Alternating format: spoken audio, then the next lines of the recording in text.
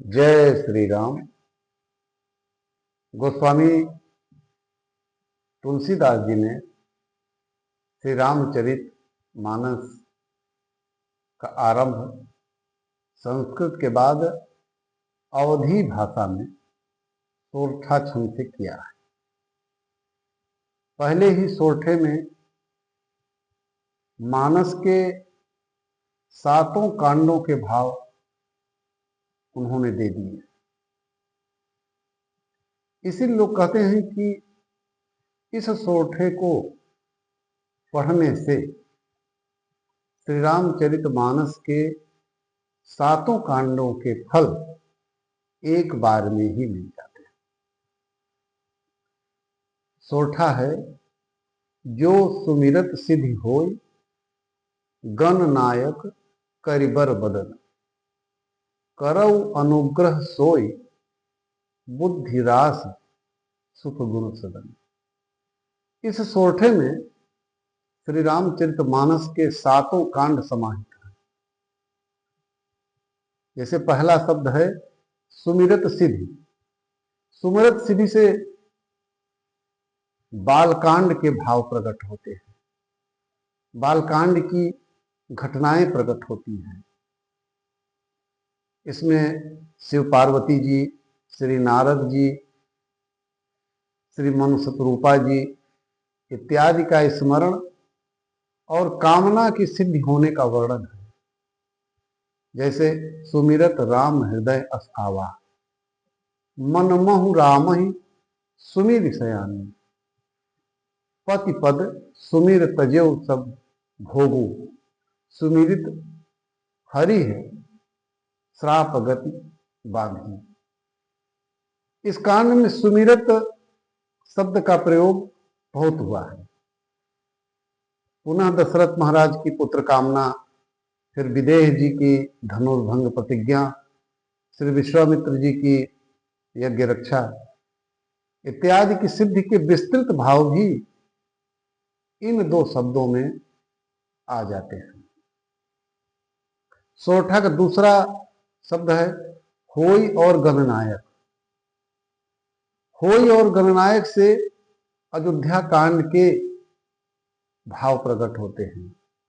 अयोध्या कांड में से संबंधित जितनी घटनाएं हैं, जितने क्रम हैं, इन दो शब्दों में समाहित हैं। इसमें श्री अवधपुर वासियों सहित चक्रवर्ती महाराज की इच्छा हुई कि श्री राम जी युवराज हों। सब जानते हैं ये घटना अयोध्या कांड में है। देवताओं ने भी चाहा कि भगवान श्री राम का वनगमन हो, राज्य का त्याग हो। मंथरा और कैकेयी ने भी यही चाहा कि भरत जी प्रजा के स्वामी हुए,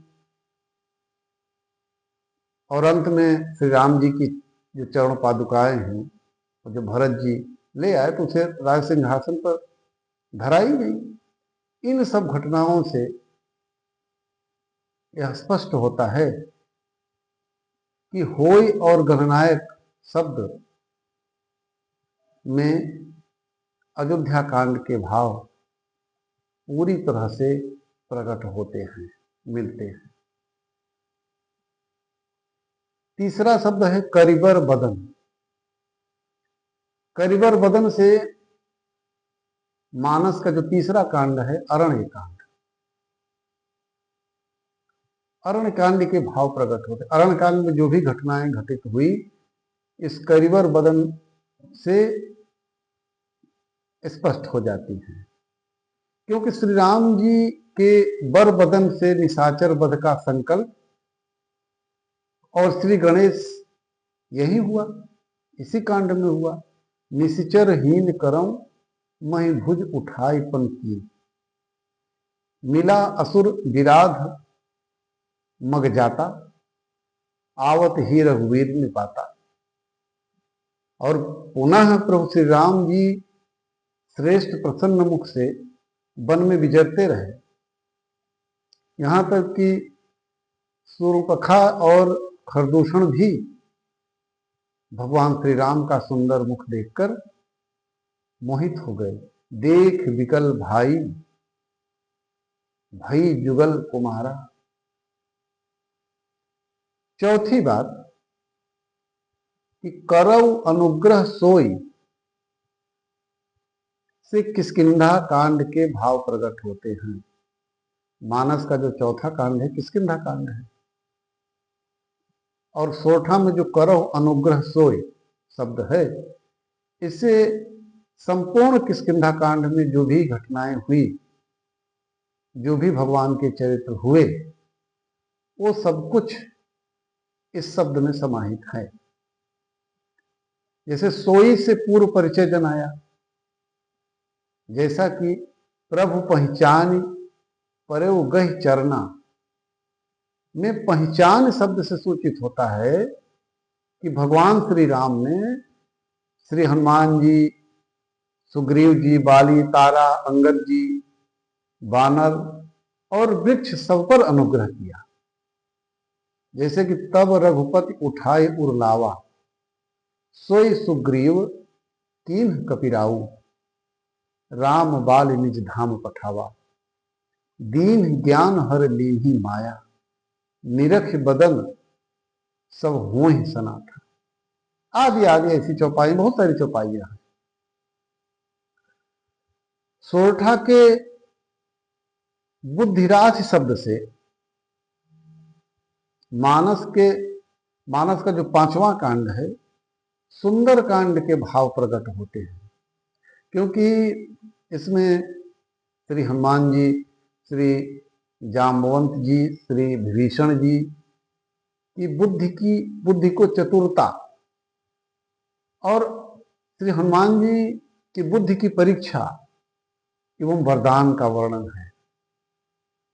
जैसे कि जाने कहूँ बल बुद्धि विशेखा, सुरसा नाम अहिन के माता, पठैन आय कहीं कहीं बाता, सोई विजयी विनयी गुण सागर, मैं रघुबीर शरण अब जाऊं, देहु जन खोर, इत्यादि इत्यादि। उक्त सोरठा के शुभगुण शब्द, सोरठे में शुभगुण शब्द आया है ना, तो शुभगुण शब्द से मानस का जो छठवां कांड है लंका कांड, उसमें लंका कांड के सारे भाव प्रकट होते हैं। जैसे कि निश्चरों की गति, देवताओं का बंदी खाने से छूटना, विभीषण जी को राज्य मिलना, जगत में शुभ गुणों का फिर से प्रचार, प्रभु श्री राम जी का पिशाचरों में भी शुभ गुण देखते रहना, इत्यादि शुभ घटनाओं का उल्लेख इसी कांड में हुआ है। और अंतिम जो सोरठे का अंतिम शब्द है सदन, शुभ गुण सदन, सदन से उत्तर कांड के भाव प्रकट होते हैं, क्योंकि श्री रामचंद्र जी को अपने सदन यानी धाम कहाँ, अयोध्या, और बानर, रीछ, विभीषण आदि अपने अपने स्थानों को जो लौटते हैं युद्ध के बाद, देवताओं का सुखपूर्वक अपने अपने लोकों में जाके बसना, इन सब घटनाओं का ये सारे प्रकरण इसी कांड में मिलते हैं। इसलिए सदन शब्द में उत्तर कांड की समस्त घटनाएं समाहित हैं। जय श्री राम।